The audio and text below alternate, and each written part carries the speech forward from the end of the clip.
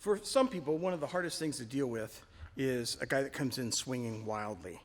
It's a violent attack. There's usually a lot of emotion. Sometimes they're swearing at you. I've done some training for the government where I got the students to be inured to this type of attack and how to press back with their spirit, push into it, and how to defend against it. But it's a very common street fighting attack where someone just comes in with abandon and they're just throwing. Okay, I want to deal with some of the ways you block that attack. First one is, when you see that swing come, you cover. Now, what you want to do is you protect your temple and the back of your ear. Now, you're going to feel that impact. I feel this impact. He's hitting pretty hard with that hook, and I can feel the impact on my arm. The first one, my arm was cut away from my head, and it reverberated against my head a little bit. But you know what? You got to tell yourself, this is what I learned a long time ago. All those impacts, you're not going to feel them for 20 minutes from now, okay? So when you feel something jar on your arm, remember that it's temporary. Now, what you have to watch, though, this is what I see done in boxing, and I don't know if it's my own lame ass. They probably have reasons why they don't move their hands. They hold them here, but they got to reach around and hit them back here. That's not very fun to let people hit you like that. Especially in a street fight with no gloves. So you don't want that guy to reach around your glove and tag you right. And this is where I step slightly to the outside like this, and I reach around. One of my favorite techniques is to reach around. First I'll hit him here, then I'll feint, and then I'll hit him behind his glove or behind his hand and try to hit him just at the base of the ear. Sometimes I'll turn my fist over even. And you've got to track that attack. One thing is, what Ron will do is he'll step out like this to get the angle on you. So that means when someone steps out and throws that swing, if you don't turn with them, his angle is going to be great, and he's going to go behind and hit you in the back of the head. So one, you've got to learn when he goes, you go, and you have to get kind of good at your fist tracking that blow. And at the same time, though, it's got to be watching that one, because that one goes and that one goes. So when he lands here, this one's got to be ready, or this one's got to be ready. And he's going to try to hit you. Here's a gap here. He's got to hit you inside that gap, so you close that gap, or he's going to go around the gap, and you're going to close it that way. But whenever, this is something I had to learn through the School of Hard Knocks, is you have to close the gap in your arms. It's not just sufficient to do this. You've got to close that gap so his fist doesn't go through that gap and hit you. Now, I don't prefer to just let my arm passively there, because you do get rocked a little bit by it. Push into it slightly as it hits you. You tighten this up, and it's a little outward push. A tiny bit. You don't have time for this big motion like this, okay? If you did, you'd seen it earlier, and you would have picked it up here. One thing you want to be cognizant too is try not to make a fist, because if Lynn hits me, you're almost smacking it. So almost like what they say, like you're holding an egg, and it almost collapses. It kind of just dissipates a little bit of the energy. Like when my hands are up like this, they're always in a half C position. I don't have them locked shut here. I only close my hand when I hit. Yep. My hand's always open here. And this arm, I try to make it a shock absorber a little bit. Watch, you have to get used to watching that. See, there I saw his angle, where he was, and almost got through that time. Here's another way you can do it. That sometimes works good, but you can only use it judiciously. You can John Wayne it. And to John Wayne it, you're straight arming. You're putting your forearm between his wrist and his elbow. Closer to his wrist, I prefer. This one has more chance to wrap around. This one doesn't. But this stops punches dead. And it allows you that. So you stop his punch dead here, bang, you've got a short overhand on your lead hand here that you can hit him on the chin or the temple with. So, can't do it every time. I can only do it when I feel it. You use all these things. Every counter is when you feel it. The first one is to cover the attack. And you're going to use your forearm and the outside of your hand.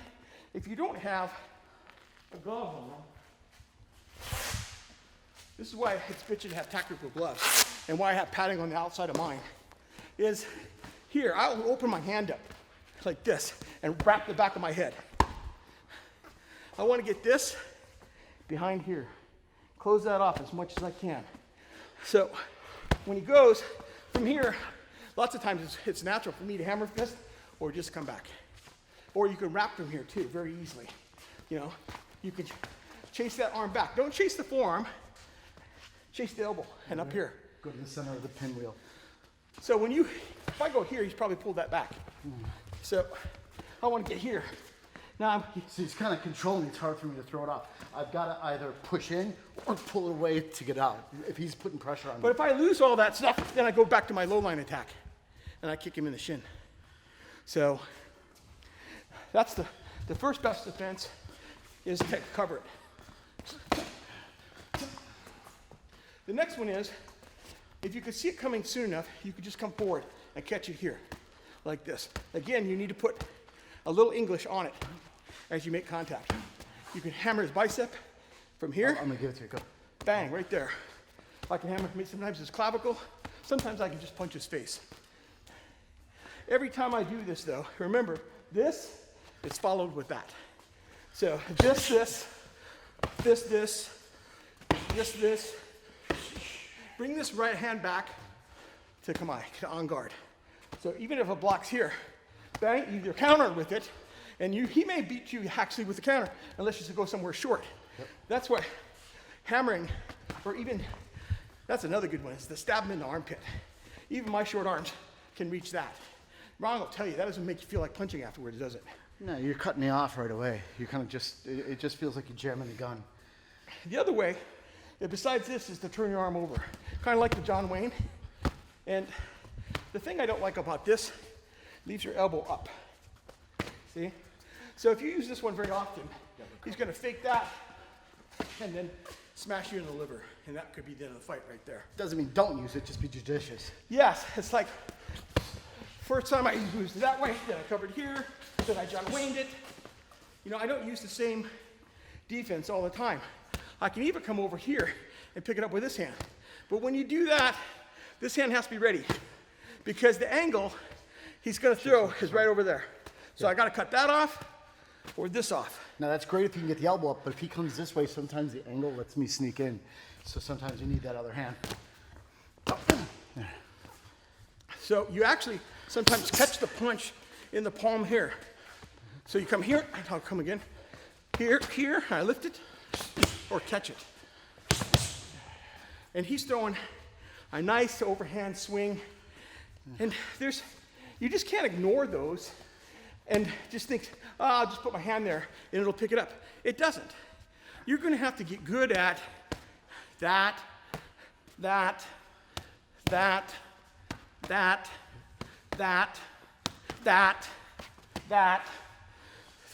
So when you get home with your training partner, you want to practice what happens with those swings. Sometimes he hits you 1, 2, 3. So 1, 2, 3. You almost got me those. But you know what? Again, I can feel the impact on my arms, on my head, on my arm, on my arm. So what? Remember, if you're fortunate to win the fight and you don't feel good, I always suggest you go and check yourself in the hospital.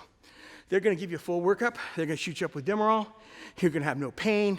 They might keep you overnight for observation, but you'll have the satisfaction that you didn't get your ass kicked and the other guy did.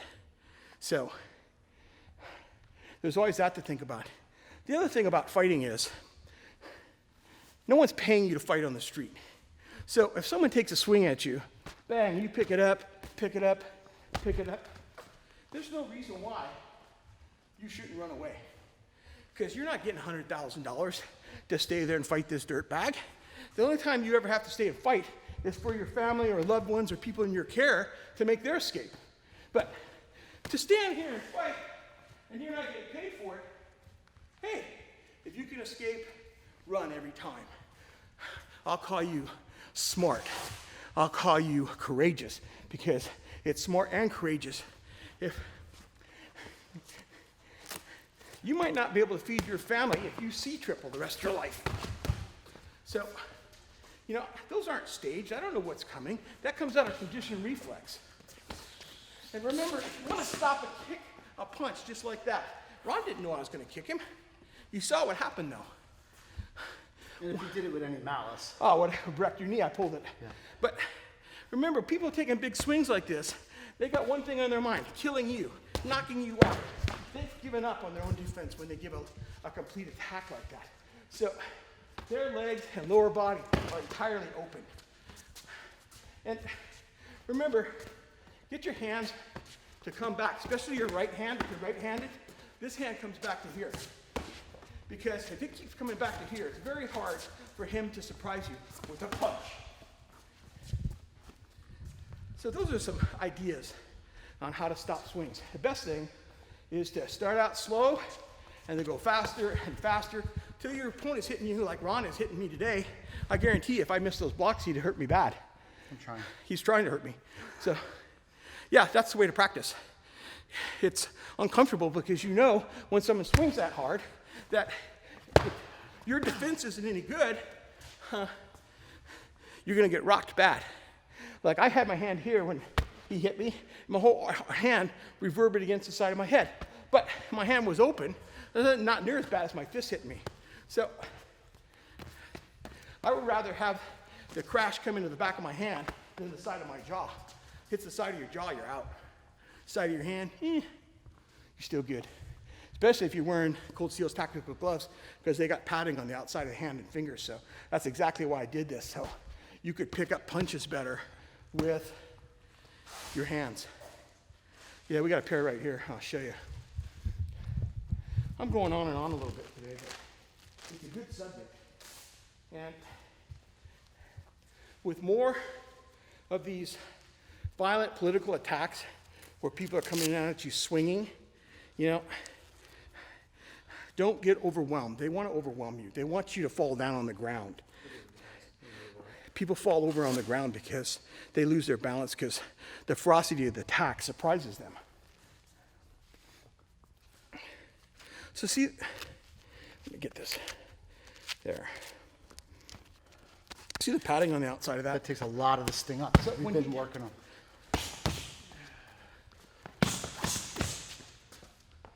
Had to get out of the way of that one.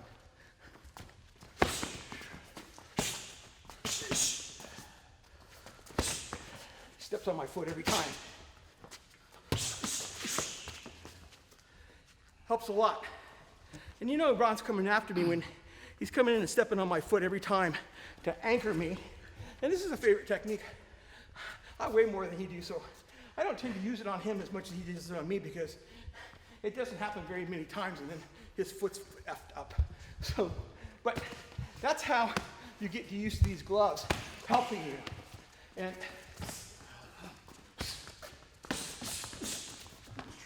It's okay. so get used to using these gloves.